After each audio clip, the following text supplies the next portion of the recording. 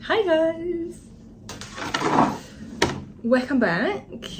If you're new here, my name is Tina and I make lamps, or I try and fail continuously. The issue with the lamps, just to summarize, was that there's a lot of regulations. There's one major hurdle. They need to not set a house on fire if somebody puts something in there that explodes. So I have 4 different materials here which I'm going to set on fire. This is ABS.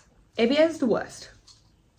It smelled so bad when I was printing it, and even though I was printing it in the basement with the window open, I don't really want to put more of this out into circulation for it to forever remain on this planet and be a nuisance. This is PLA.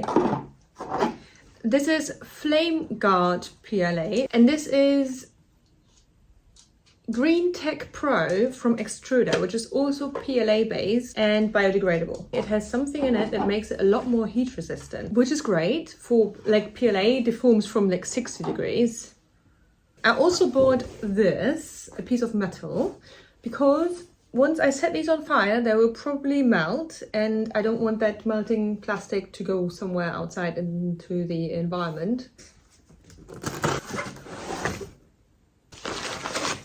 All sorts of electronic casings are probably made of ABS, I don't know.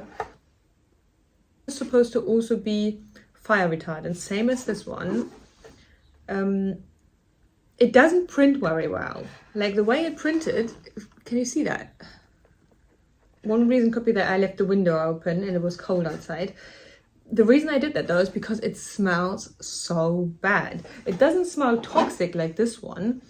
But it smells just really bad. Like, have you ever had a sort of, I don't know, like a vinyl jacket or something, and it smelled weirdly sort of fishy? And I think that's really disgusting. Like, I can't sell lamps that smell like this. I really can't. And I just imagine it will probably get worse if it gets warm. This is what we're going to do. We're going to set this up and we're going to put these on top and we're going to set them on fire.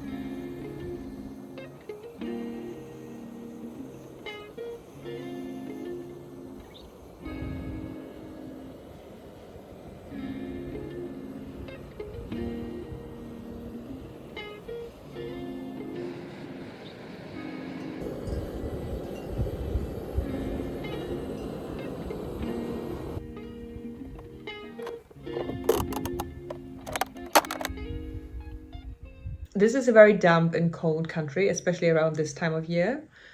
But I do not recommend for anybody in any climate ever to do fire experiments in the field. Just because the material says it won't burn, it doesn't mean it won't burn. Because what did we learn today? They all burn. But we have a clear winner. And the winner is Flame Guard PLA from Spectrum. Ta-da! It smells fishy. It's not pretty. It's super difficult to get it to burn. It kind of melts out of the way of the flames. It will burn and then it will stop burning again and just be gooey and weird. So I think that is what you're looking for.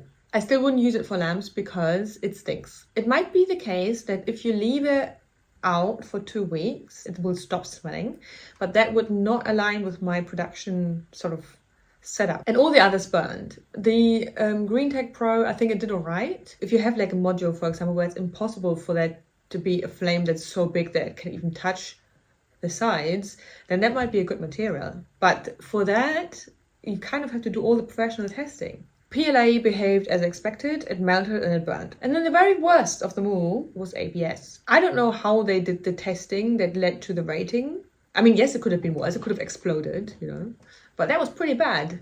So what is my conclusion? I do not feel comfortable selling lamp bodies even without electronics. Of course, I could put safety instructions saying something like, don't place this on flammable surfaces. Most surfaces in living rooms, for example, are flammable. Maybe it would save me from losing a lawsuit if that ever happens. But for me, it's not just about that. I want to be somebody offering safe, non-toxic products. I do intend to develop an actual series of tested lamps with their own electronic components that I might even develop myself at some point. That will require a lot of resources. And I won't have enough customers if I don't have a solid marketing strategy, and I don't have a solid marketing budget right now. So all in all, what does that mean? I'm not starting a lamp business. I'm starting a business called Tiny Studio, making home design, selling other products. They can't be too expensive. These plant pots, for example, are much too expensive to produce. I could never scale a business with these pods. They were just something I wanted to start with, just so I have something on the website and get started with the website, and for that they're fine. All the money goes into materials and taxes and shipping costs. So actually I spent the past week thinking about what can work. Like, are there actually products? I mean, there must be, people start businesses all the time.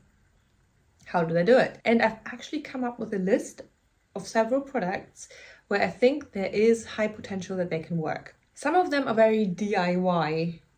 I want to be able to use this 3D printer for something. And I found some videos on the internet where people made molds, like plaster casting molds out of 3D printing material. Slightly different to silicone because it's not soft like that, but you can design them in a way that they have different sides. I mean, it's fun, I like making stuff, but there's a curve, like a learning curve, and also I need to design the molds and stuff. I don't want to start with that because it's too slow. And also, what kind of designs am I going to make? So another product, and this is the first one I'm going to actually go for, is art prints. So I'm going to spend the next sort of week or two just designing and then pick the best ones and sort of use that experience to develop my own creative language, like my style. I already have an idea of what I like. I've made these like boards. This is the kind of interior design I like, and this is the kind of graphics design I like. And I made the lamps, and all of that aligns sort of. It needs to be something that can also later be translated into other product categories. Once I have this figured out, and I figured out like a design style that I like, I can then use that to print items, like home items and accessories. And then there's also other things I can do, like things that are a little bit more complex that I would love to do. Picture frames, for example. So collaborate with some local laser cutting service, but it involves so many different steps that I'm not sure it's actually financially viable. I don't think it's the right product to start with if it's so complex and so sort of unsure whether it will work or not. And another thing I would love to try later on is like making small pieces of furniture, maybe even flat pack furniture. But that also requires a lot of time to make one piece, a lot of testing, and then the piece would have to be quite expensive if it's a small series, unless I can afford to make a big series because I know I'm going to sell a lot because I already have a functioning business. So that's also something for later on. I think very important is to start with something realistic, something that builds momentum, to then use that momentum for more things. So guys, I don't know how you feel about this. I feel excited making some little paintings, but also doing some digital art and just making art, just being creative. So I will see you in a few days. I try to be quick because I want to take you on the journey. I want to show you how it's going. I'm feeling more comfortable about this now. Like this sort of feeling of dread and panic is gone. And I think sometimes these things, I tend to just ignore those kind of feelings, but that's wrong because a lot of the time those gut feelings, they're what you need to listen to. Yeah. Anyway, see you soon. Bye-bye.